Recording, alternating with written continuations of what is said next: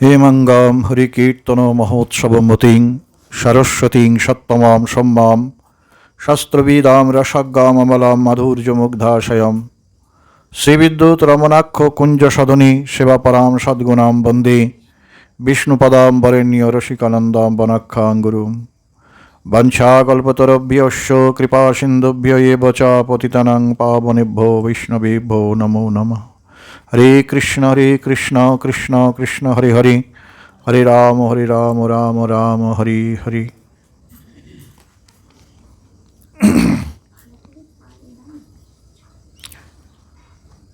আমরা ভাগবতী কথা আলোচনা করছিলাম। দেবাদিদেব এবং সাধুদের আশ্রয়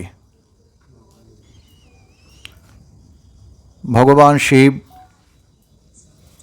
শ্রী মার্কণ্ডেয় ঋষির প্রার্থনায় অত্যন্ত পরিতুষ্ট হইয়াছিলেন।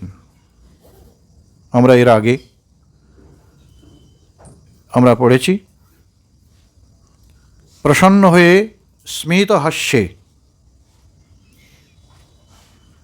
তিনি ঋষিকে সম্বোধন করে বলছেন,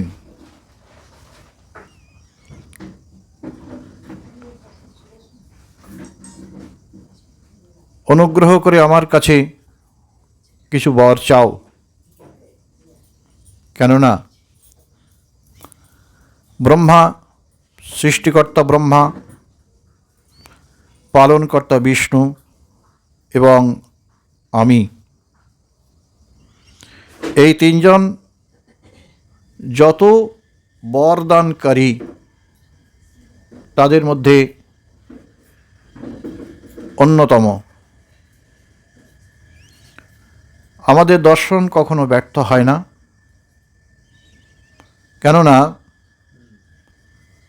আমাদের দর্শন করেই মরণশীল ব্যক্তি অমরত্ব লাভ করে। ভগবান ঈশ্বর দর্শন হলে জীবের মুক্তি হয়। মুক্তি বলতে কি বুঝি আমরা? ঈশ্বর দর্শন করলে জীবের যে মুক্তি হয়, আমরা এর আগে বলেছি 4 প্রকার মুক্তির কথা, বৈকুণ্ঠে 4 প্রকার মুক্তির কথা: ষষ্ঠী, সারূপ্য, সামীপ্য, সালোক্য এবং একত্ব।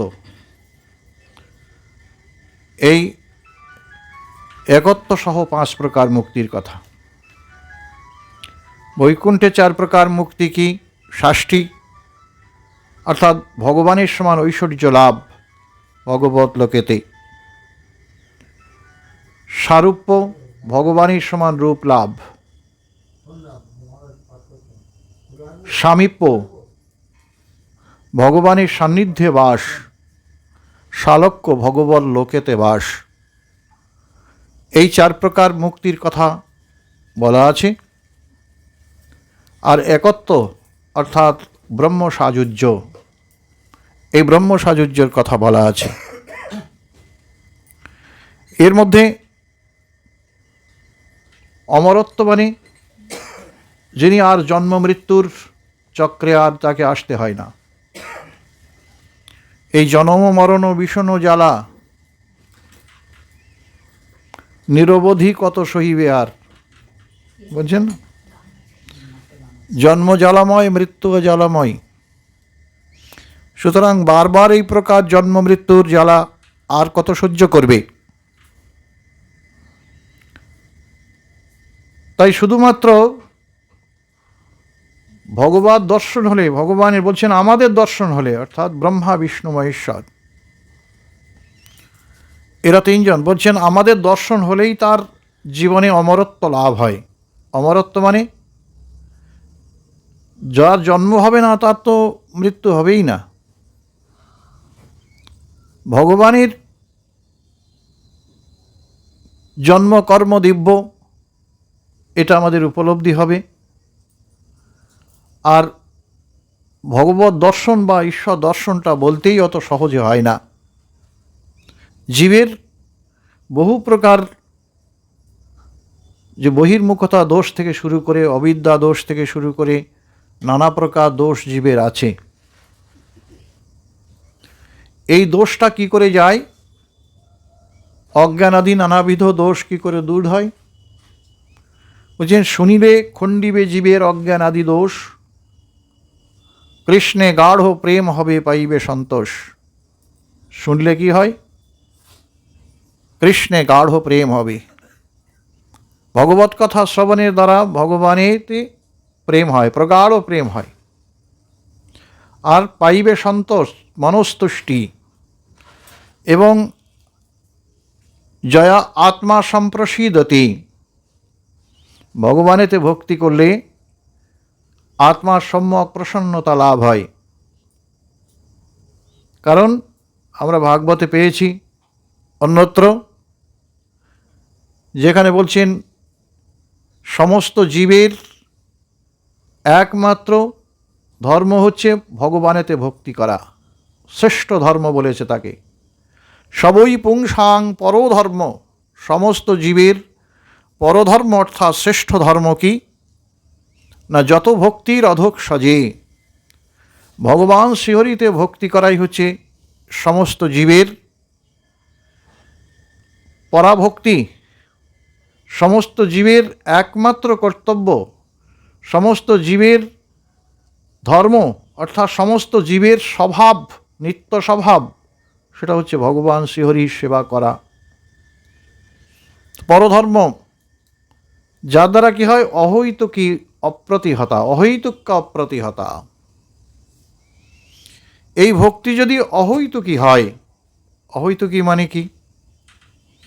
যদি এই সাধনার কোনো হেতু না থাকে, জড়জাগতিক কোনো চাওয়া পাওয়ার কোনো বিষয় না থাকে, একমাত্র ভগবত প্রীত্যার্থে যদি সেবা কর্ম হয়, তার জন্য আর কোনো প্রকার জাগতিক কোনো ভগবানেতে প্রীতি, ভগবান তুমি প্রসন্ন হও, তোমার প্রীতির জন্য আমি সেবা করছি, তৎপ্রীত্যার্থে, আমার অন্য কোনো উদ্দেশ্য নেই, শুধু তোমাকে সুখী করাই আমার কাজ।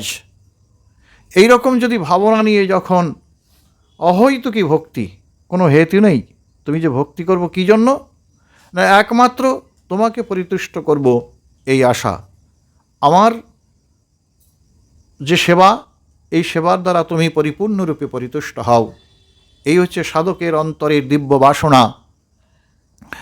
সেই জন্য কি বলছেন? অহৈতুক্য অপ্রতিহতা। ভক্তি যদি এই প্রকার অহৈতুকী হয় তবে তা অপ্রতিহতা, অর্থাৎ সেই ভক্তিকে কোনো কিছু দ্বারা নিবারণ বা প্রতিহত হয় না, বিঘ্নিত হয় না, কেউ তাকে থামাতে পারে না, রুখতে পারে না। জয়া আত্মা সম্প্রসীদতি, যার দ্বারা আমাদের এই অন্তরাত্মা সম্যকরূপে প্রসন্নতা লাভ করে, পরিপূর্ণ প্রশান্তি লাভ করে এই আত্মা ভগবানেতে ভক্তি করলে। কারণ এই আত্মা চিরপিপাসিত, এই আত্মা চিরক্ষুধার্থ। সুতরাং এই আত্মাকে শান্তি দিতে গেলে, আত্মাকে শান্তিতে রাখতে গেলে আমরা সব কিছুর জন্য ব্যবস্থা করি। আমাদের দেহ অভুক্ত থাকলে খাওয়ার ব্যবস্থা করি, মন অসুস্থ হলে তাকে যত্ন করি, বুদ্ধি অসুস্থ হলে তাকে যত্ন করি, সব কিছুর জন্য আমরা যত্ন করি।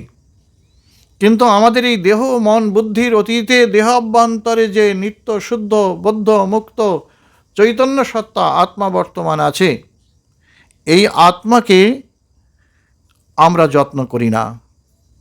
আত্মার দেহের খোরাক জানি, মনের খোরাক জানি, বুদ্ধির খোরাক জানি, সব কিছুই জানি, কিন্তু আত্মার খোরাক কি, আত্মা কি চায়, কি পেলে আত্মা তৃপ্ত হয়, এটা আমরা জানি না, বা এই সম্পর্কে আমাদের কোনো ধারণা আসে না। আত্মা কি পেলে তৃপ্ত হয় সেটা আমাদের জানা দরকার। আত্মা কি পেলে তৃপ্ত হয়? আত্মা তৃপ্ত হয় একমাত্র ভগবানের নামেতে আত্মা তৃপ্ত হয়। আর এই আত্মাকে পরিতৃপ্ত করতে গেলে, আত্মার ক্ষুধা মেটাতে গেলে ভগবানের নাম ছাড়া আর কোনো কিছুই, এই আত্মা কোনো কিছুতে আত্মার ক্ষুধা মেটে না, আর আত্মা প্রসন্ন হয় না। জগতে যা কিছু দেই হয়তো কিছুতে প্রসন্ন, হয়তো কিছুটা হতে পারে, তার দ্বারা আমরা যে প্রকারে তাকে সন্তুষ্ট করার চেষ্টা করি। কারণ আত্মার তো স্বাধীন বাসনা আর নেই, তার বাসনা আছে কিন্তু স্বাধীনভাবে প্রকাশ করবার ক্ষমতা নেই। আত্মা দেহেতে যখন আবদ্ধ হয়ে গেল, পঞ্চভূতের ফাঁদে ব্রহ্ম পড়ি কাঁদে, পঞ্চমহাভূতের ফাঁদে সেই ব্রহ্মবস্তু আত্মা যখন আছে, তখন সে যা ইচ্ছা প্রকাশ করে, সে যা বাসনা প্রকাশ করে, সে যা পেতে ইচ্ছা করে, সমস্ত বাসনা ইন্দ্রিয়ের দ্বারেতে প্রকাশ হয়। আর ওই বাসনা যখন ইন্দ্রিয়ের দ্বারেতে প্রকাশ হয়, তখন ওই বাসনা ইন্দ্রিয়ের বর্ণে রঞ্জিত হয়ে প্রকাশ পায়।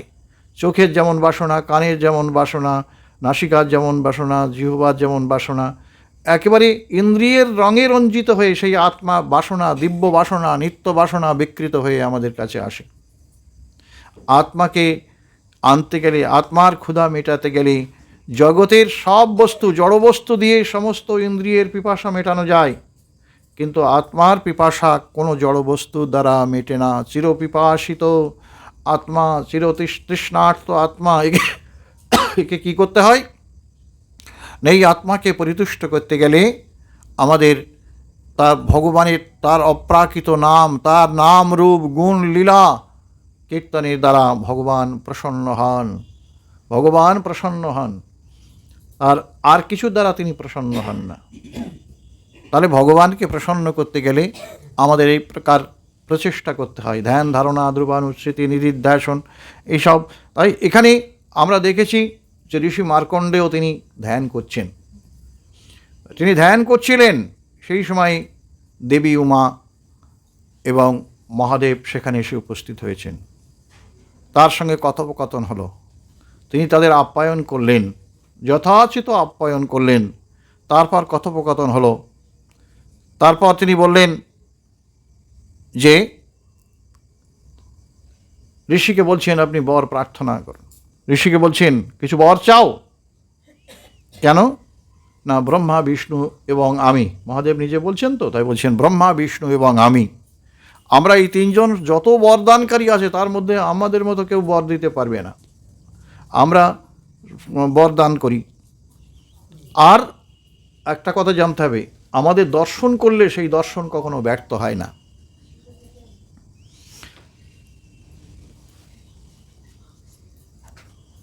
আর তারা অমরত্ব লাভ করে। আমাকে বরদান করছি, তুমি বরদান গ্রহণ করো, এই প্রকার বলছেন। এই সমস্ত লোকের বাসিন্দাগণ, আবার লোকপাল ব্রহ্মা, ভগবান শ্রীহরি, আমি সহ সমস্ত ব্রাহ্মণদের বন্দনা করি, অর্চনা করি, সহযোগিতা করি। সমদর্শী নির্মৎসার আমাদের প্রতি শুদ্ধাভক্তি পরায়ণ, সমস্ত জীবের প্রতি দয়ালু, জড়সঙ্গ থেকে মুক্ত, সদা প্রশান্ত এবং শান্ত স্বভাব বিশিষ্ট। আমরা যে সমস্ত লোকের বাসিন্দাগণ, লোকপালগণ ব্রহ্মা, পরমেশ্বর ভগবান শ্রীহরি এবং আমি, এই ব্রহ্মা, বিষ্ণু, মহেশ্বর তিনজনের কথা বলছেন যে আমরা ব্রাহ্মণদের বন্দনা করি, তাদেরকে পূজা করি, তাদের আমরা সর্বতোভাবে সহযোগিতা করি, কারণ তারা সমদর্শী, নির্মৎসর। সমদর্শী, নির্মৎসর না হলে কখনো ধর্ম আচরণ হয় না। নির্মৎসর কাকে বলে জানে? নির্মৎসর কাকে বলে? বলছেন ধর্ম প্রজ্জিত কৈতব অত্র পরম নির্মৎসরানাং শতাং। ধর্ম আচরণ করে কারা? ব্যাসদেব বলছেন যে ধর্ম আচরণ করে কারা, ধর্ম কাদের জন্য? ধর্ম প্রজ্জিত কৈতব অত্র পরম নির্মৎসরানাং, নির্মৎসর সাধুগণ, তাদের দ্বারা ধর্ম আচরণ। নির্মৎসর বলতে কারো প্রতি যারা হিংসা করে না, পরের ভালো দেখে যাদের কষ্ট হয় না, পরশ্রী কাতরতা যাদের নেই, এই রকম স্বভাব বিশিষ্ট, যাদের পরশ্রী কাতরতা নেই, তাদের মধ্যে কোনো কপটতা নেই। পরশ্রী কাতরতা থাকলেই সেখানে কৈতব। বলছেন যারা নিজ স্বার্থে শুধু ভগবানকে সেবা করব এই বাসনা না নিয়ে যারা সাধন ভজন করে, বলছেন তারা কৈতব, কপটতাপূর্ণ। ভক্ত কি করেন? ভগবানকে সুখী করবার জন্য সেবা করেন, তাই তাদের বাসনা নির্মৎসর। তারা নির্মৎসর, তাদের বাসনা কি না, তাদের বাসনা শুদ্ধ। ভগবানকে পরিতুষ্ট করবার বাসনা, এটা হচ্ছে ভগবানকে সুখী করার বাসনা, এটা হচ্ছে বিশুদ্ধ বাসনা। আর আমি সুখী হব, এটা হচ্ছে জড় বাসনা, আত্মেন্দ্রিয় মূলা। আত্মেন্দ্রিয় প্রীতিবাঞ্ছা তারে বলে কাম, আর কৃষ্ণেন্দ্রিয় প্রীতিবাঞ্ছা ধরে প্রেম নাম। ভগবান তুমি সুখী হও, এই প্রকার বাসনা যেখানে, সেখানে এর নাম প্রেম। আর আমি ইন্দ্রিয় তর্ষণ পিপাসা নিবৃত্তির জন্য জগতে যত বস্তুকে অবলম্বন করি না কেন, তার সবই বা জড়ীয় কামনা। তাই নির্মৎসর সাধুগণ আর যারা আমার প্রতি শ্রদ্ধাবান, আমার প্রতি যাদের শুদ্ধা ভক্তি আছে, শুদ্ধা ভক্তি পরায়ণ। শুদ্ধা ভক্তি কাকে বলে? অন্নাবিলাসিতা শূন্যাম জ্ঞান কর্মাদি অনাবৃতাম আনুকূল্যেন কৃষ্ণ অনুশীলনাম ভক্তিরুত্তমা। শুদ্ধা ভক্তি পরায়ণ, অন্নাবিলাস শূন্য। ভগবান একমাত্র তোমার সেবাই উত্তম, জগতে যতই উপাস্য থাকুক না কেন। আর মদগুরু জগৎগুরু মন্নাথ জগন্নাথ, তুমি জগন্নাথ, তুমি জগতের প্রভু, তাই তোমাকে আমি পরিতুষ্ট করার জন্য প্রচেষ্টা করছি। যদিও তুমি আপ্তকাম, পূর্ণকাম, কারো সেবার অপেক্ষা নেই তোমার কাছে, কারো কিছু প্রাপ্তির অপেক্ষা নেই, তথাপি কি না তুমি জগতে আসো কেন না? ভক্তচিত্ত বিনোদার্থাম করমি বিবিধ ক্রিয়া। আমি ভক্তচিত্ত বিনোদনের জন্য জগতে আসি, নানা প্রকার ক্রিয়া করি। আমি আপ্তকাম, পূর্ণকাম, তথাপি ভক্তের প্রেম উপহার গ্রহণ করবার জন্য আমি চিরদিন লালায়িত। ভক্তের প্রেম উপহার, ভক্তে যে বস্তুতে প্রেম সঞ্জাত করে, ভক্তি সঞ্জাত করে, করে তা আমাকে নিবেদন করে, আমি তাকে উপেক্ষা করতে পারি না। আমি সেই বস্তু গ্রহণ করবার জন্য নিজে লালসান্বিত হই, লালায়িত হই, আমি গ্রহণ করি সেই দ্রব্য, ভগবান বলছেন। তাই তিনি জীবের প্রতি অত্যন্ত দয়ালু, জীবের প্রতি অত্যন্ত দয়ালু। তা দয়ালু তাহলে জীব এখানে আছে কেন? দয়া যদি তার থাকে সবাইকে নিয়ে যাবে বলে সৃষ্টির বিধান তা নয়। এই সৃষ্টি তার লীলাক্ষেত্র। এই লীলাক্ষেত্রে ভক্ত ভগবান, জীব এবং ভগবান দুটি পৃথক করে আলাদা ভূমিতে আছে। জীব তাকে স্বতন্ত্রতা দিয়েছে, দেহ দিয়েছে, মন দিয়েছে, বুদ্ধি দিয়েছে, চিত্ত অহংকার দিয়েছে। এই দেহ পঞ্চমহাভূতে, দেহ অষ্টধা প্রকৃতি, ষোড়শ কলাত্মক এই দেহ ষোড়শ কলাত্মক। কি কি? পঞ্চকর্মেন্দ্রিয়, পঞ্চজ্ঞানেন্দ্রিয়, পঞ্চতন্মাত্রা মন। এই ষোড়শ কলাত্মক দেহ, চতুর্বিংশতি তত্ত্ব এই দেহ। এই দেহেতে জীবাত্মা আশ্রয় করছে, এর একটা স্বতন্ত্রতা আছে। এই স্বতন্ত্রতা কি না, জীবের একটা ক্ষমতা, সীমিত একটা ক্ষমতা আছে। আমি বলি না, একটা গরুকে, খুব সহজ উদাহরণ দিয়ে থাকি, একটা গরুকে 10 হাত দড়ি দিয়ে বাঁধা আছে। এই দড়ির মধ্যে যত ঘাস আছে মালিক বেঁধে দিয়ে যায়, কিন্তু প্রত্যেকটা ঘাস মুখে তুলে দেয় না যে তুমি এই গরু এই ঘাসটা খাবি, এই ঘাসটা খাবি, এই ঘাসটা খাবি, এ কথা বলে না। 10 হাতের মধ্যে যত ঘাস আছে দেখে শুনে তুমি খাবে, এটা তোমার দায়িত্ব। না খেলে তোমার পেট ভরবে না, তুমি না খেয়ে থাকবে। এটা হচ্ছে মালিকের এবং গরুর সঙ্গে মালিকের যে সম্বন্ধ। তেমনি আমাদেরও এই প্রকার একটা সীমায়িত 10 হাত দড়ি দিয়ে আমরা বাঁধা। আমাদেরও একটা স্বতন্ত্রতা আছে, কোন ঘাসটা ভালো এটা খাবো, কোন ঘাসটা মন্দ এটা দেখো। ভগবান এসে তো দেখিয়ে দেয় না সেটা। আমরা নিজেদের একটা স্বতন্ত্রতা, একটা বিচার আছে, সেই বিচার অনুযায়ী আমরা জড় বস্তু গ্রহণ করে থাকি। এইবার এখান থেকেই আমাদের জীবনের শ্রেয় প্রেয় দুটি আমরা নির্ণয় করে থাকি, তাই তো?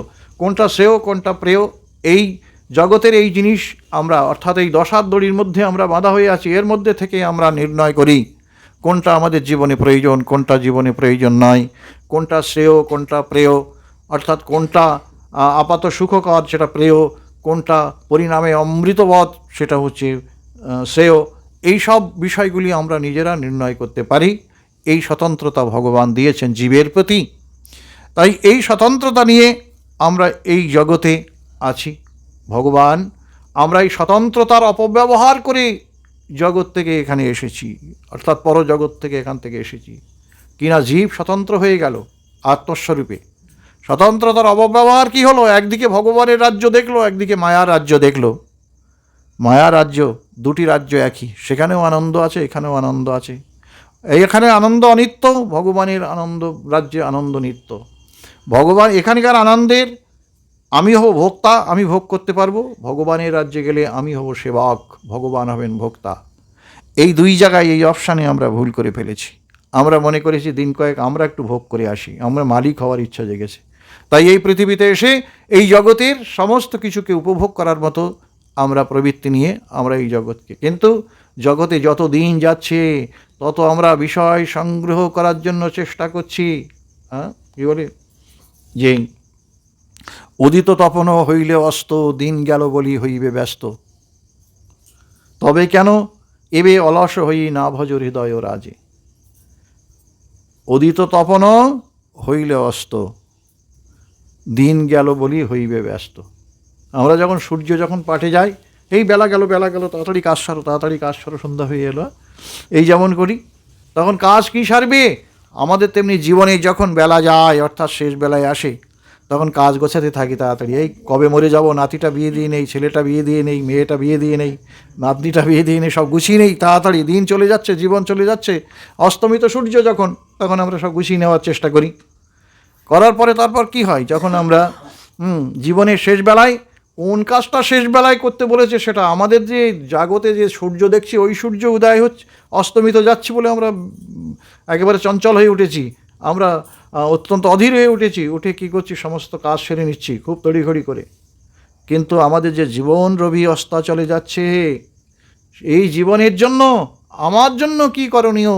এই যা কিছু জগতে করছি শেষ বেলাতে তো আমার কাজ না, আমার জন্য করছি না, করছি আমি, কিন্তু অন্যের জন্য করছি। সব গুছিয়ে দিয়ে যাই, ইট টিট বইয়ে ভালো করে বাড়ি টাড়ি তৈরি করে দিয়ে যাই, আমার ছেলে পিলে নাতি বাস করবে সুখে স্বাচ্ছন্দ্যে, সব গুছিয়ে টুছিয়ে দিয়ে যাই। এই যে সবার জন্য করছি, কিন্তু আমার জন্য কি করেছি? আমার জন্য কিছু করিনি, আমার মুক্তির জন্য কিছু করিনি। সেই জন্য বলছেন, এই জীবন রবি যখন অস্তাচলে যাবে, তখন তোমাকেও এই প্রকার ব্যস্ত হতে হবে। অলস হয়ে শুয়ে থাকলে হবে না। অলস হয়ে পা টনটনি করে শুয়ে থাকলে হবে না, তৃপ্ত হয়ে যা কাজকর্ম তো কিছু তো করে দিয়ে যায়, এবার টনটনি হয়ে শুয়ে থাকি। আরে শুয়ে থাকার সময় সে পা গুটিয়ে একদিন এমন পা লম্বা হয়ে যাবে, আর সোজা করতে হবে না সে পা। শোতে শোতে কেয়া করো ভাই, ওঠো ভজ মুরার। আরে শুয়ে শুয়ে কী করছো ভাই? ওঠো, মুরারি ভজনা করো। ऐसा দিন আসবে জব লম্বা পাও সার। এমন দিন আসবে ওই পা এইভাবে লম্বা হয়ে থাকবে, ও আর গোটাতে হবে না, বুঝলেন না? তাই এখনও লম্বা করার চেষ্টা করো না, এখন অন্তত গুটিয়ে বসে ভগবানের জন্য কিছু করো। এমন সময় আসবে যে পা লম্বা হয়ে যাবে, আর সোজা হবে না। তাই শোতে শোতে কেয়া করো ভাই, ওঠো ভজ মুরার, ऐसा দিন আসবে জব লম্বা পাও সার। এই যেন সদা প্রশান্ত এবং শান্ত স্বভাব বিশিষ্ট। কি বলছেন? আমার ভক্ত যারা ভক্তিপরায়ণ, সমস্ত জীবের প্রতি দয়ালু, কখন হয় মানুষ যেমন ঠিকভাবে আত্মধর্মে প্রতিষ্ঠিত হওয়ার জন্য চেষ্টা করে, তখন তার মনে স্নেহ বা একটা অপার্থিব একটা স্নেহ, একটা মায়া মমতা, সেটা অপার্থিব। এটা জগতের জীবের প্রতি একটা করুণা, সেটাও তার হয়। এই পার্থিব অপার্থিব যে দয়া, তাই আর কি না, সমস্ত প্রকার যে এই জড়বস্তু থেকে প্রায় সে উদাসীন থাকে, প্রায়শ সে আত্মকল্যাণের জন্য চেষ্টা করে। প্রশান্ত তাই বলছেন যে নতে ময়ী অচ্যুতম অজে, যে ভক্তগণ ভগবান বিষ্ণু ব্রহ্মা এবং আমার মধ্যে কোনো পার্থক্য করেন না, এবং নিজেদের মধ্যেও অন্যান্য জীবের পার্থক্য করেন না। সুতরাং তুমি যেহেতু সেই রকম সাধু ভক্ত আমরা তোমার পূজা করি। ভক্ত স্বভাব বলছেন, কি বলছেন যে এই ব্রহ্মা বিষ্ণু মহেশ্বর কোনো কিছুতে তারা ভেদ করেন না। ভগবানের এইসব কোনো কিছুতে কিন্তু তত্ত্বত কোনো কিছুতে ভেদ নেই, তত্ত্বত কোনো কিছুতে ভেদ নেই। যেই জন্য বলা আছে না, জীব ব্রহ্মৈব না পরো, জীবই ব্রহ্ম, এই প্রকার বলা আছে। কিন্তু কি বলছেন, এই প্রকার বলা আছে দেবদেবী পৃথক পৃথক আছে, কিন্তু তত্ত্বত কোনো ভেদ নেই, তার লীলাতে ভেদ আছে। তত্ত্বত একই সত্তা থেকে আমরা এসেছি, সকলেই একই সত্তা থেকে আমরা এসেছি, তবে লীলাক্ষেত্রে এসে তখন দেখছি কিছু পার্থক্য আছে। জীব এবং জীবেতে আর ব্রহ্মেতে ঐক্য কোনো ভেদ নেই, কিন্তু ভেদ আছে। হ্যাঁ, অদ্বৈতবাদে ভেদ দেখেন না, কিন্তু দ্বৈতবাদে কি দেখেন, দ্বৈতবাদে কি দেখেন, যে অচিন্ত ভেদাভেদবাদে সেখানে কি দেখেন, ভেদ অভেদ, ভেদ নেই কিন্তু ভেদাভেদ আছে। কোথায় না, অচিন্ত। সেটা কেমন, মায়াধীশ মায়াবশ ঈশ্বরে জীবে ভেদ। ব্রহ্মবস্তু কোনো কিছু দ্বারা আবৃত হন না। বৃহৎ বস্তুকে আবৃত করা যায় না, বৃহৎ বস্তুকে আবৃত করা যায় না। এক টুকরো আগুনকে চাপা দেওয়া যায় কোনো কিছু দিয়ে, কিন্তু বিরাট একটা অগ্নিকুণ্ড যেখানে জ্বলছে সেখানে অত তাড়াতাড়ি তাকে আবৃত করা যায় না, কোনো মতেই আবৃত করা যায় না। এক টুকরো অগ্নিকে হাতের মধ্যে নিয়ে গলা দিলে কী হয়, সে নিভে যায়। কিন্তু একটা বৃহৎ অগ্নিকুণ্ডে যদি আমরা হাত দিই তাহলে আমাদের হাত পুড়ে যাবে, যাবে কি না? তাই যদি হয় তাহলে আমাদের এই বৃহৎ বস্তু অগ্নিকুণ্ডের মধ্যে হাত দিলে হাত পুড়ে যায়, এটা বুঝতে হবে। তাহলে জীবের কি বৃহৎ বস্তু ব্রহ্ম, আর জীব হচ্ছে অনুচৈতন্য। ভেদ কি? ভেদ দেখিয়েছেন অচিন্ত ভেদাভেদবাদে, ভেদ দেখিয়েছেন কি, যে মায়াধীশ আর মায়াবশ ঈশ্বরে জীবে ভেদ। জীব হচ্ছে মায়াবশ, মায়ার দ্বারা বশীভূত হয়, আর মায়া ঈশ্বরের দ্বারা বশীভূত হন। মায়া কখনো ঈশ্বরকে বশীভূত করতে পারে না। তবে যে মায়া ভগবানকে অধীন করে ফেলে তার লীলা সঞ্চালন করবার জন্য, এই মায়ার দ্বিবিধ ভূমি, দ্বিবিধ ক্রিয়া, একটা হচ্ছে যোগমায়া, একটা হচ্ছে মহামায়া। একই মায়া যখন জগৎ সম্বন্ধীয় সমস্ত কার্যে যখন নিরতা থাকেন তখন তাকে বলা হয় মহামায়া, আর এই মায়া যখন ভগবানের লীলা পরিচালনা করার কাজে থাকেন তখন তাকে বলা হয় যোগমায়া। যোগমায়া চিৎশক্তি বিশুদ্ধ সত্য পরিণতি, তার শক্তি লোকে দেখাইতে। যোগমায়া চিৎশক্তি বিশুদ্ধ সত্য পরিণতি, তার শক্তি লোকে দেখাইতে। যোগমায়া কেমনভাবে? যোগমায়া করিবে কো আপন প্রভাবে, আপন প্রভাবে যোগমায়া এই ভগবানের লীলাকে সঞ্চালন করে। তাই মায়াধীশ মায়াবশ, অর্থাৎ এই জগৎ মহামায়া অধীন আমরা, সমস্ত জীব মায়ার অধীন। এই হচ্ছে ঈশ্বর এবং জীবে সেখানে পার্থক্য দেখিয়েছেন। তাই বলছেন এই যে আমাদের মধ্যে কোনো পার্থক্য নেই, ব্রহ্মা বিষ্ণু মহেশ্বর বলছেন একই তত্ত্ব, একমেব অদ্বিতীয়ম। যেমন একমেব অদ্বিতীয়ম, তিনি অদ্বিতীয় তত্ত্ব, তথাপি কি বলছেন, এই তত্ত্ববস্তু তিনি, জ্ঞাতব্য বিষয় তিনি, তিনি কত রূপে জগতে প্রকাশিত? 3 রূপে। ব্রহ্মেতি পরমাত্মেতি ভগবান এতি শব্দতে বদন্তি তত্ত্ববিদস্তত্ত্বম যদ জ্ঞানম অদ্বয়ম ব্রহ্মেতি পরমাত্মেতি ভগবান এতি শব্দতে। সেই ব্রহ্মবস্তু 3 প্রকারে জগতে প্রতিভাত হন। কেমনভাবে? এক ব্রহ্মরূপে, অর্থাৎ সর্বত্র বিরাজিত, আর তিনি ব্রহ্মারূপে, যেমন বায়ু যেমন সর্বত্র বিরাজিত, বাষ্প যেমন সর্বত্র বিরাজিত, সেই প্রকার বলছেন এই ব্রহ্মরূপে ভগবান। ব্রহ্মেতি পরমাত্মেতি, তিনি পরমাত্মারূপে জীবের অন্তরে আছেন, আর ভগবান রূপে তিনি অন্তরেও আছেন, তিনি বাইরেও আছেন। তবে অন্তর বাহিরে ওরূপ নিহারি বলছেন, ভগবান ভক্তের অন্তরেও থাকেন, ভগবান বাইরেও থাকেন। অন্তরে দেখছেন না ভগবান কিভাবে করলেন, শিব এসে দেখছেন, হ্যাঁ, শিব মার্কণ্ডেয় ঋষির কাছে এসে দেখছেন যে মার্কণ্ডেয় ঋষি ধ্যান নিমগ্ন আছেন, ধ্যান নিবা তার বাহ্যবৃত্তি লয় হয়ে গেছে, তিনি আর কিছুতেই বাইরের কোনো কিছু এসে দাঁড়িয়েছেন তার তিনি নির্ণয় করতে পারছেন না। তখন তার ধ্যান ভাঙাবার জন্য শিব কী করলেন, তিনি তার যোগ বলে তিনি তার এই যে রন্ধ্র দিয়ে যেমন বায়ু প্রবেশ করে, যেমন বায়ু যেমন রন্ধ্র দিয়ে প্রবেশ করে, ঠিক তেমনি মহাদেব প্রবেশ করলেন তার অন্তরে। প্রবেশ করতেই তিনি মহাদেবের সেই দিব্য রূপটা দেখলেন, সেই জটাজুটোধারী, ত্রিশূলধারী, যে মহাদেবের রূপটা তিনি অন্তরে দেখে তিনি চমকিত হয়ে তিনি তার ধ্যানভঙ্গ হয়ে গেল। ধ্যানভঙ্গ হতেই তিনি এটা কি হলো, কী দেখলাম আমি, কাকে দেখলাম, এই প্রকার যখন তিনি যখন ধ্যানভঙ্গ হয়ে গেল, তার বাহ্যবৃত্তি যখন তিনি পেলেন, যার বাহ্যভাবটা যখন তার প্রকাশ পেল, যখন স্বাভাবিক অবস্থায় তিনি এলেন, তখন তিনি দেখছেন সম্মুখে শিব দাঁড়িয়ে আছেন এবং উমা দাঁড়িয়ে আছেন, দুজনই সম্মুখে দাঁড়িয়ে আছেন। দেখুন, এই যে ব্রহ্মেতি পরমাত্মেতি ভগবানেতি শব্দতে, ভগবান এই প্রকার, ভগবানের একটা নিরাকার পরব্রহ্ম, নিরাকার ব্রহ্ম যেখানে বলেছেন, সেখানে অশব্দ, অরূপ, অস্পর্শ, অব্যক্ত, নিরঞ্জন নানা প্রকার তাকে আখ্যায়িত করেছেন। তেমনি আমাদের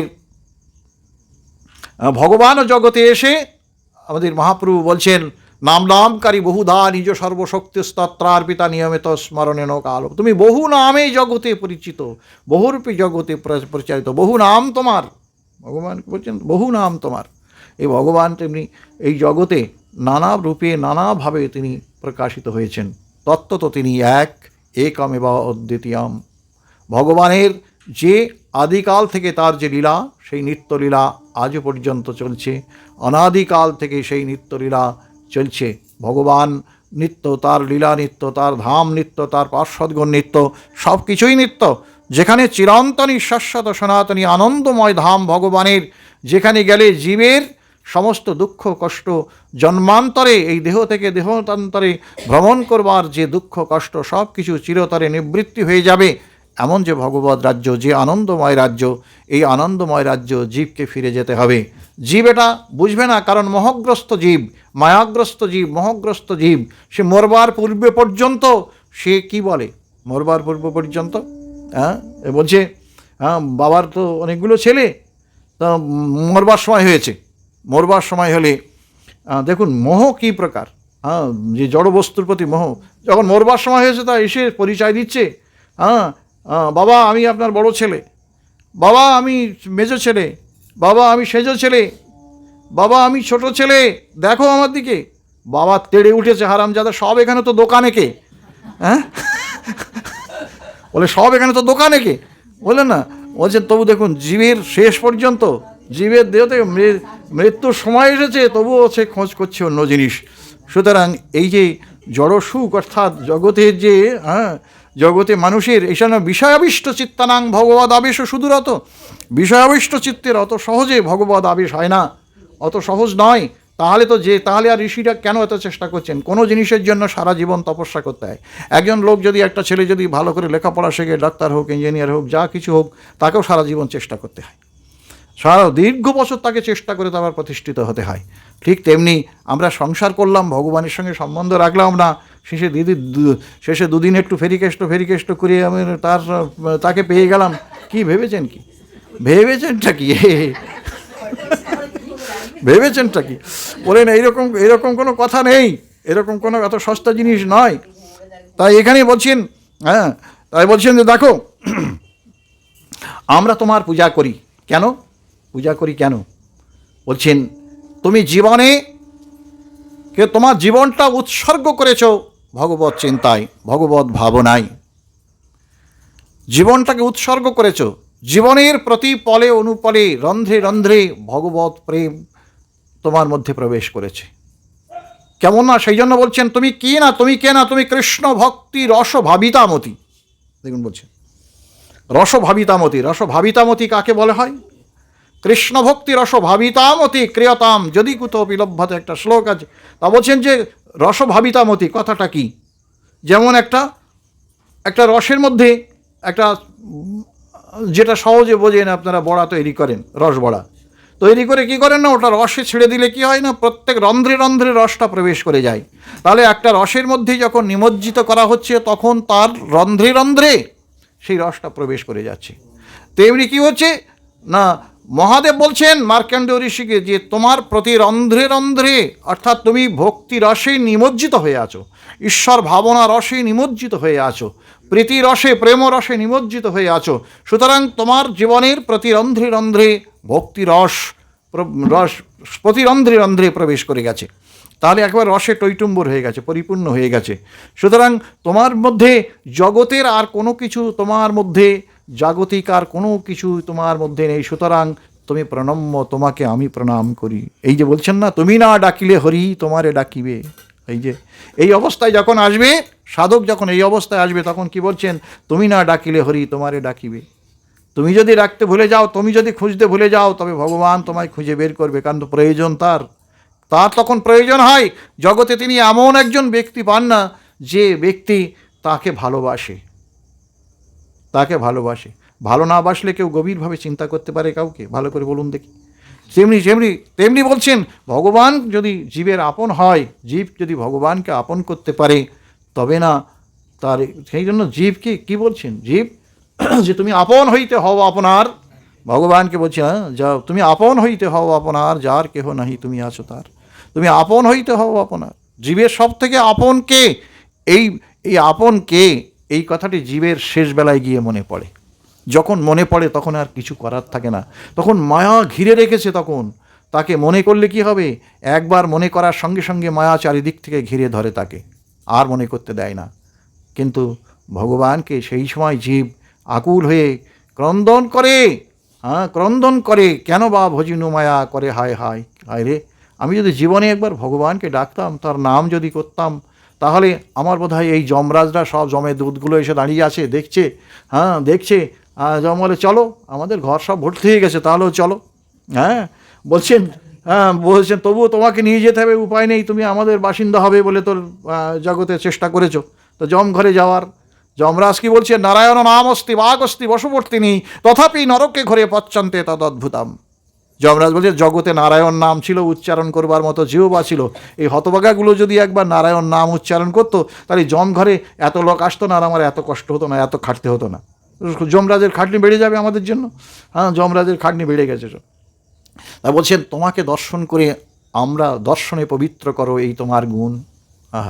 বলছেন কি, মার্কণ্ড ঋষিকে বলছেন, তোমাকে আমরা বন্দনা করি, প্রণাম করি, তোমাকে দর্শন করতে এসেছি। ভগবান কি বলছেন, ভগবান শিব কি বলছেন দেখুন, আমরা দর্শন করতে এসেছি তোমাকে, কারণ দর্শনাম্ন ভবেদ বন্ধ পুংসাগ্ন সবিতুর যথা। বলছেন, সকালবেলাতে সূর্য উদয় হলে যেমন সমস্ত অন্ধকার চলে যায়, তেমনি কি হয়, নিহারামিব ভাস্কর। ভাগবত বলছেন কি, নিহারামিব ভাস্কর।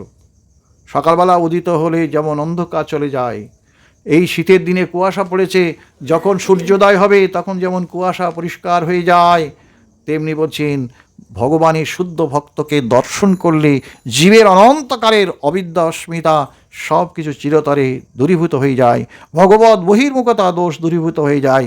তার কৃপার এত শক্তি, তার দর্শনে জীব এতখানি পবিত্র হয়।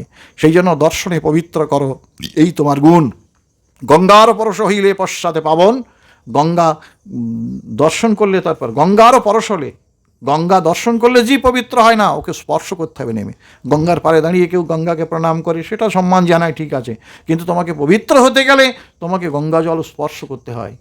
আর দর্শনে পবিত্র করো এই তোমার গুণ। বলছেন দর্শনে তুমি পবিত্র করো। এই মার্কণ্ড ঋষিকে তিনি বলছেন, তোমাকে দর্শন করলে জীব পবিত্র হয়। কারণ কি, তোমার জন্ম সফল।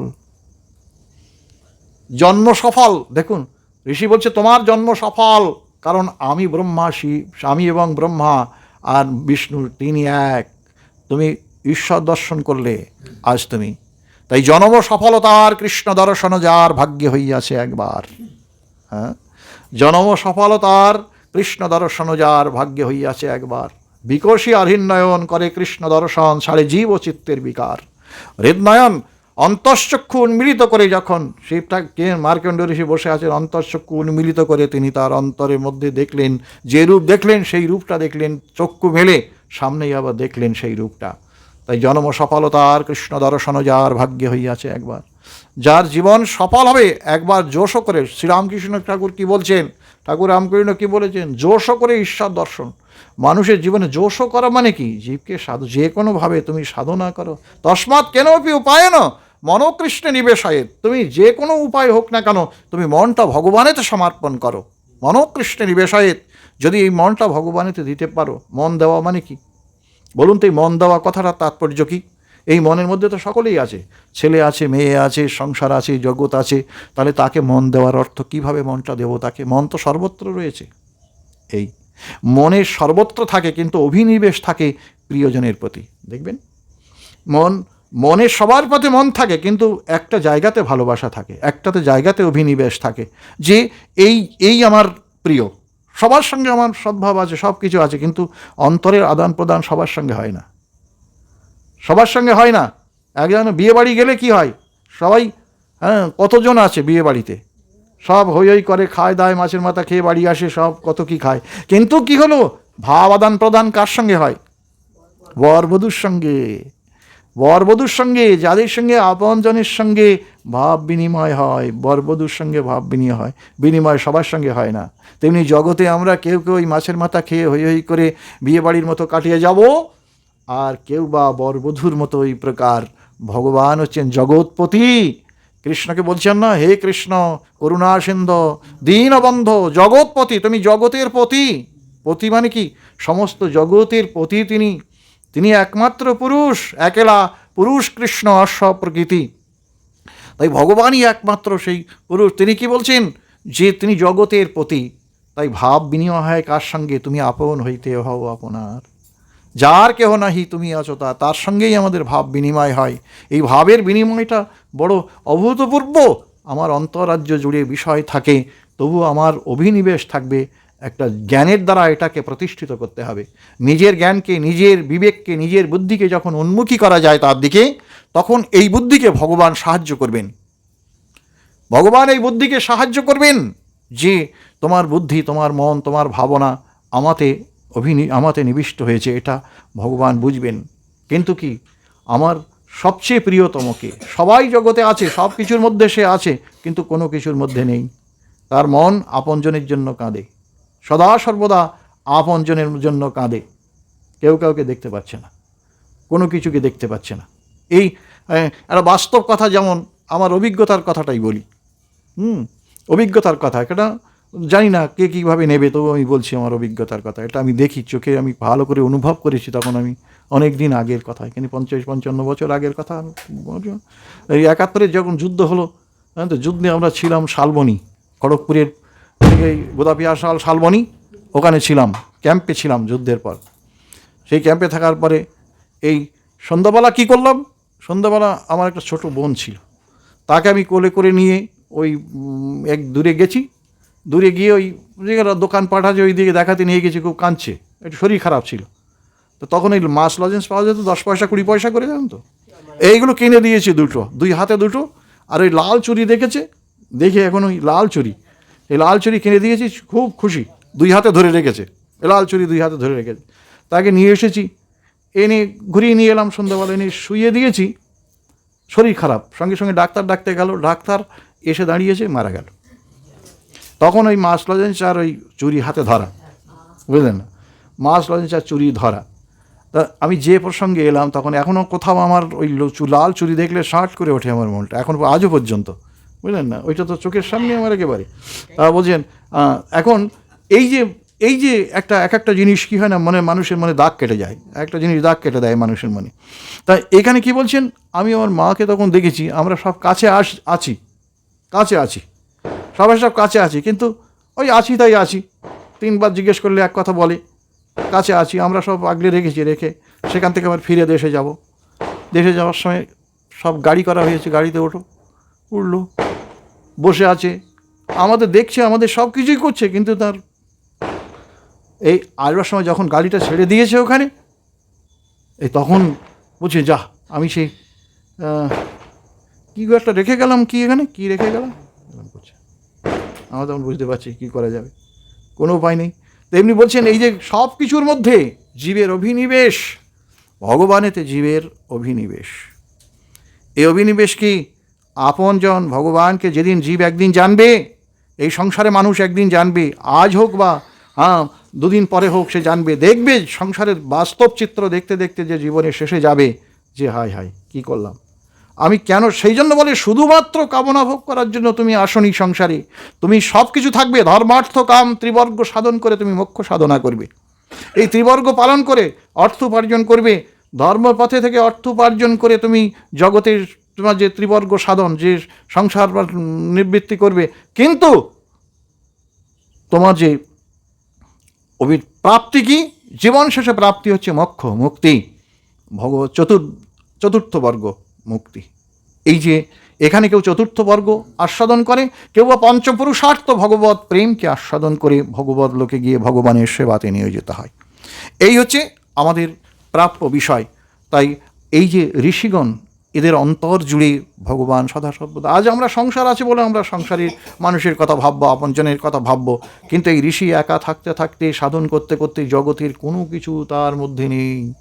আমরা যখন জগতের দিকে তাকাচ্ছি তখন আমাদের মাতা, আমাদের পিতা, আমাদের পুত্র, আমাদের কন্যা চারিদিকে একেবারে দেওয়াল করে পরিবেষ্টিত হয়ে আছে, তার বাইরে আমাদের দৃষ্টি যাচ্ছে না। কিন্তু এই যে ঋষি মার্কণ্ড বসে আছেন, কোনো কিছুই দেখতে পাচ্ছেন না, সামনে কোনো কিছুই দেখতে পাচ্ছেন না। সুতরাং তিনি কি দেখছেন? যার দৃষ্টি সামনে বাধা পড়ে না তার দৃষ্টি অনেক দূর পর্যন্ত যায়। কত দূর যায়? যার দৃষ্টি বাধা পড়ে না কত দূর যায়? ওম তদ বিষ্ণু পরমম পদম সদা পশ্যন্তি সুরায়, সদা পশ্যন্তি সুরায়। দিব্যসুরীগণ তারা কি করে না? তাদের দৃষ্টির সামনে কোনো আবরণ থাকে না। তারা এই জগতের হেয়তা, নশ্বরতা, অবরাতর পরপারে দিব্য প্রাকৃত শাশ্বত সমর সুন্দর ভগবান শ্রী গোবিন্দের মাধুর্য বিমণ্ডিত লীলাধামে তারা একেবারে নিজের মন বুদ্ধিকে সব কিছু লীন করে দিয়ে তারা সদা সর্বদা সেই ধ্যানে নিমগ্ন থাকে। কবে তৃষিত এ মরু ছাড়িয়া যাইব তোমার রসালো নন্দনে। কবে এই তৃষিত মরু, এখানে সব কিছু অভাববাচী, এখানে সব কোনো কিছুই যে বস্তু পেতে চাই সব অভাববাচী বস্তু, আমার অভাব পূরণ করতে পারে না। একমাত্র যং লব্ধা চা পরং লাভং মন্যতে নাধিকাং তত, যাকে পেলে জীবনে আর কিছু পাওয়ার থাকে না। যং লব্ধা চা পরং লাভং মন্যতে নাধিকাং তত, যাকে পেলে জীবনে আর কিছুই পেতে হবে না, এমন যে বস্তু, এমন যে যা পরিপূর্ণ, পূর্ণস্ব পূর্ণমাদায়, একবার পরিপূর্ণ ভগবান, যিনি পূর্ণাৎ পূর্ণমদচ্যতে, যিনি একেবারে পরিপূর্ণ বস্তু, তিনি হচ্ছেন ভগবান। এই পরিপূর্ণ বস্তুর কাছে জীব যতক্ষণ না যাবে, আমরা সুখ চাইছি অভাববাসী বস্তুর কাছে, আর পরিপূর্ণ বস্তু হচ্ছে ভগবান, তার চরণে গিয়ে সুখ চাইতে হবে। নাহি ওরে সুখ ধর্মার্থ কামে, নাহি অপবর্গে বিহনেশে ঘনশ্যামে। ব্যাস।